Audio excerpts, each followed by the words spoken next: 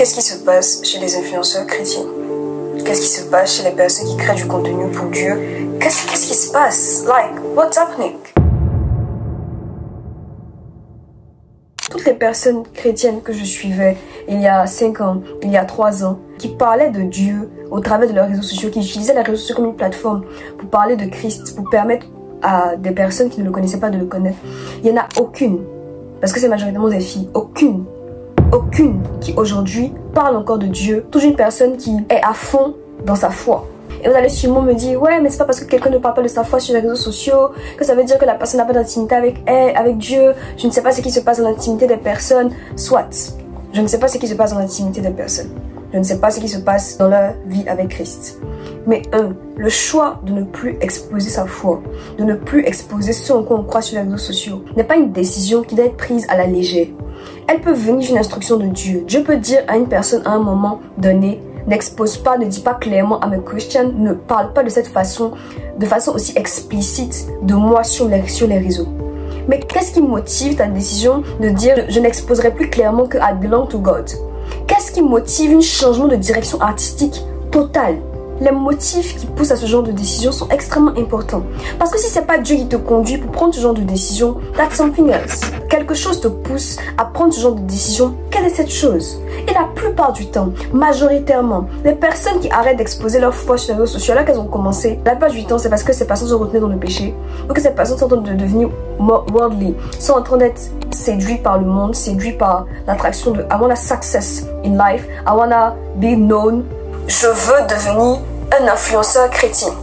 Cette phrase est problématique à tellement de niveaux.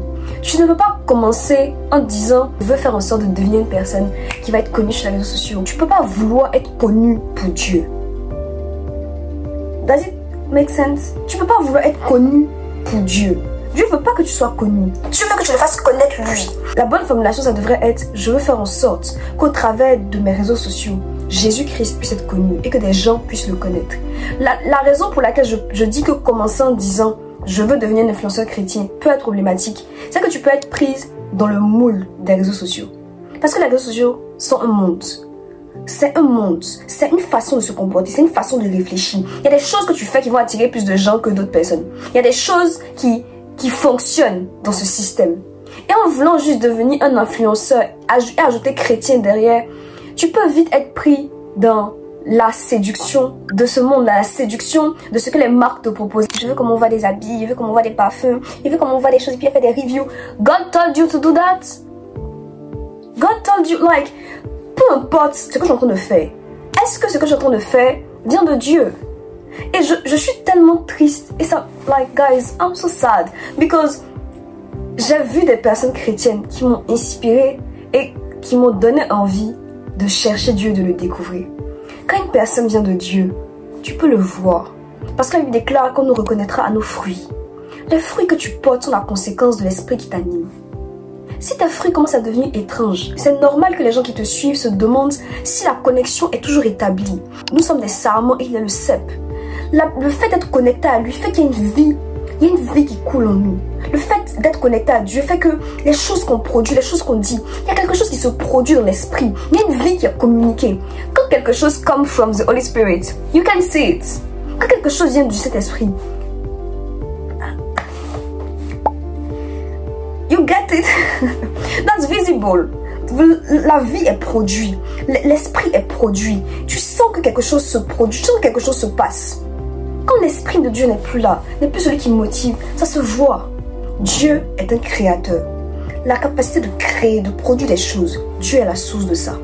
Donc quand Dieu est connecté à toi, quand le Saint-Esprit, c'est quelqu'un qui est ta source, quand c'est lui qui coule en toi, ce que tu produis, ce que tu crées, ce que tu dégages, is different. Parce que tu es connecté à une source qui est divine. Tu es connecté à une source qui est spirituelle. Et je vois trop de personnes chrétiennes, d'influenceurs, d'influenceuses qui ont perdu leur vie. Qui sont devenus vides. Like, plain. Nothing special. It's giving mainstream. Ce que tout le monde fait, ce que tout le monde dit déjà. Je vais vous donner des exemples de ce que je dis. Il y a quelques années, je crois j'avais 16-17 ans. Il y a une fille qui faisait des TikTok. Je la suivais pas fortement. mais je la trouvais intéressante. J'aimais ce qu'elle dégageait. Ça se voyait qu'elle avait été connectée à Dieu et que she was doing a great work. Je crois qu'il y a quelques mois, je suis allée taper son nom sur Instagram. Oui, j'ai vu un post, un réel. Et je l'ai vu, je me suis dit, attends. C'est la même personne? J'ai juste demandé à une autre personne que je connaissais, est-ce que celle-là, c'était pas une fille qui faisait les choses de Dieu? Parce que she completely changed. Quand on dit que Dieu change les cœurs, quand on dit que Dieu change ta façon d'être, that's literally the truth. Parce que quand tu n'es plus connecté à l'esprit de Dieu, ça se voit ici. Like it's visible. We can see. Like spiritual eyes can see. Tu peux voir que la personne, actuellement, she's not doing good. Et il y a tellement de personnes qui le vivent. Et je ne suis pas en train de dire ça pour critiquer leur vie, pour dire que ce sont de mauvaises personnes. I'm telling it. Parce qu'il y a un danger dans l'exposition sur les réseaux sociaux. Il n'y a même pas un danger, il y en a plusieurs. S'exposer trop vite, ça a des conséquences. Parce que tu manques de profondeur. La Bible parle dans la parabole du semeur, d'une graine qui a été semée, qui a été plantée, et qui a grandi très vite, mais qui n'a pas de racines. Le fait d'être très vite exposé sur les réseaux sociaux, et d'avoir une gratification si rapide sur les réseaux sociaux, des gens qui t'envoient des messages, oui tu m'as aidé, j'aime ton contenu, ça crée un état où tu peux vite tomber dans l'orgueil, et où tu peux vite tomber dans la production des œuvres, plutôt que dans l'intimité avec Dieu. Tu peux vite devenir Marthe qui fait les œuvres plutôt que Marie qui s'assoit au pied de Dieu. Ça, c'est un des dangers. Le second danger, c'est que tu peux être pris dans la séduction des yeux. La Bible dit de fixer nos yeux sur les choses qui ne sont pas visibles. Parce que les choses qui ne sont pas visibles sont éternelles. Mais les choses visibles créent la déception, créent une déception. Les choses qui sont visibles, la volonté de fame, la volonté d'être connu, il y a someone. Like, quand on cite les gens qui influencent, on te cite. C'est un orgueil qui fait que le diable peut utiliser ça pour te faire tomber et pour te déconnecter de Dieu. Le sujet dont je suis en train de parler est tellement réel et tellement important. Les influenceurs chrétiens que vous suivez, priez pour eux. Intercédez pour eux. Priez que Dieu fasse en sorte que leur cœur soit gardé. Parce que le monde des réseaux sociaux est un monde spirituel. Ce qui se passe, l'attraction qui est derrière, la manière de réussir. Tu peux réussir grâce à Dieu. Je ne dis pas que c'est même possible. Tu peux réussir, être excellent dans ton domaine en termes de ce que tu produis avec Dieu. C'est possible. Je suis juste en train de dire que c'est dangereux. Et le fait qu'il y ait tellement de youtubeurs, de créatrices, de personnes qui sont sur Instagram qui, like, stop doing God work, est un exemple de ça. Encore une fois, peut-être que tu m'écoutes et que tu te dis, oui, mais ça parce qu'ils ne parlent pas de leur foi, que ça veut dire qu'ils sont éloignés de Dieu. Please, think. I'm not saying that le simple fait qu'ils ne parlent plus de Dieu, c'est une mauvaise chose. Comme il a dit au début, peut être une décision qu'ils ont prise par la chair et peut être la conséquence d'une déconnexion de Dieu qui est graduelle à cause des dangers des réseaux sociaux. C'est grave ce qui se passe. Venez tout talk about it. Like, vous n'êtes pas d'accord? S'il vous plaît, dites-moi en commentaire. Dites-moi en commentaire s'il n'y a pas des gens que vous suivez actuellement qui vont pas bien, qui s'en sortent pas. Tu as l'impression qu'ils sont en train de devenir mondains. Et c'est pas une critique pour les juger, c'est juste pour nous dire de faire attention. Parce que nous sommes en train d'avancer vers les temps de la fin. Et c'est très facile de se perdre dans cette histoire de servir Dieu. C'est très facile de se perdre dans cette exposition sur les réseaux sociaux. C'est très facile de devenir mainstream. C'est très facile de devenir worldly. C'est très facile de devenir quelqu'un qui n'est plus connecté à Dieu et qui produit des choses juste pour les dire.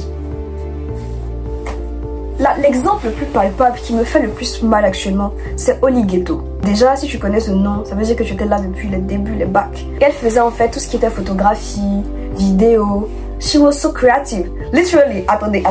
C'est mon ordinateur et les stickers qui sont ici, ça, c'est elle qui l'a fait.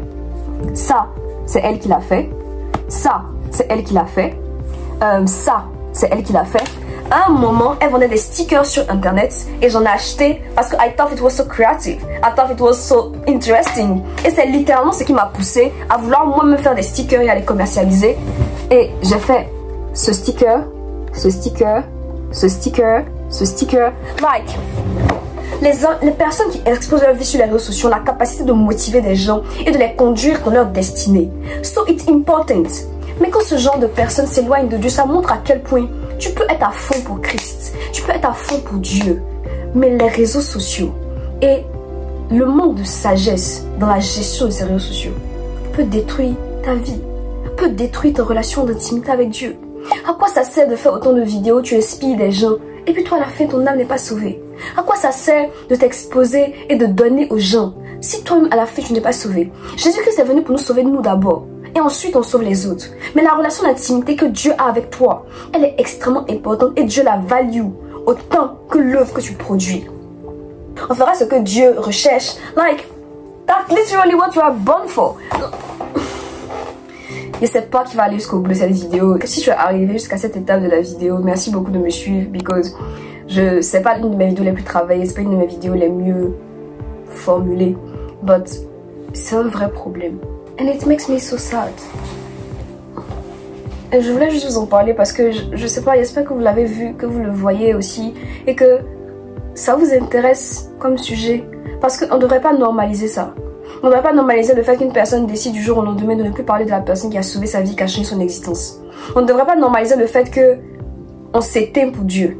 On ne devrait pas normaliser le fait qu'on est dilué pour ce qui concerne Dieu. On ne devrait pas normaliser le fait que some people qui nous ont inspirés, à un moment ils vont pas bien et puis on s'en fout, on passe à la prochaine influenceuse ou au prochain influenceur qui va nous aider, qui va nous aimer. De tout mon âme, I beg you, si tu vois cette vidéo, même si c'est 2 minutes, même si c'est 30 secondes, can you just pray for them to go back to God? Il y a une autre fille que je suis qui est américaine et qui faisait des vidéos, j'ai oublié son nom. Et en fait, je pense elle a raconté un peu dans sa story. Et pour le coup, elle a fait une story où elle a clairement dit « Je ne vais pas bien actuellement.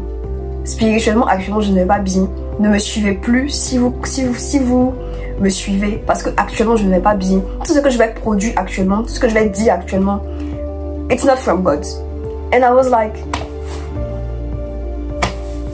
la plateforme où tu es exposé, la plateforme où tu présentes aux gens qui tu es et ce que Dieu te met à cœur, c'est une plateforme qui est puissante, mais qui vient également avec des conséquences et des attaques spirituelles. Donc la finalité de cette vidéo, si tu sais que Dieu t'appelle à être sur les réseaux sociaux ou bien à parler de lui, est à t'exposer. Ne cherche pas l'approbation et la vie des hommes. On le dit souvent, on le répète, et tu penses qu'en fait tu es protégé contre ça.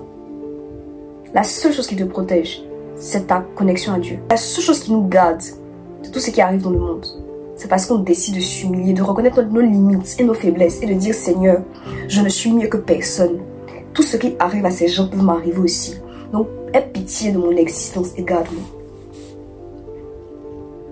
But it makes me really sad. And I want you to talk about it. Il y a également beaucoup de personnes qui sont déjà chrétiennes, mais qui manquent de fondement, qui manquent de base, qui observent des choses sur les réseaux sociaux et là se disent ok, c'est normal de faire ça. Non, chouchou, c'est pas normal, ne fais pas ça. D'accord?